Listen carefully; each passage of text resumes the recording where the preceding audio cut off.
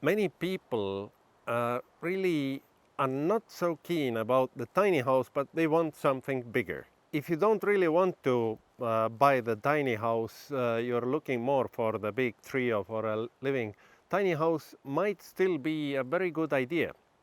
To make it easier for you to decide, we will discount the money you spend now from the purchase of the full-size house. Having a tiny house built first will help you to gain experience before taking on the bigger project, to practice on something really small.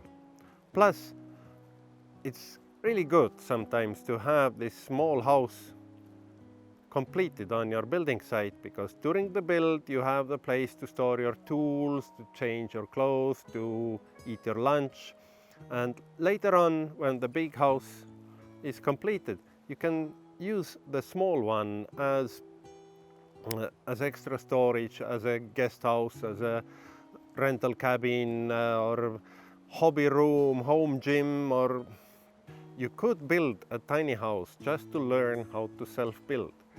And self-building, it doesn't mean that you have to do 100% of works by yourself.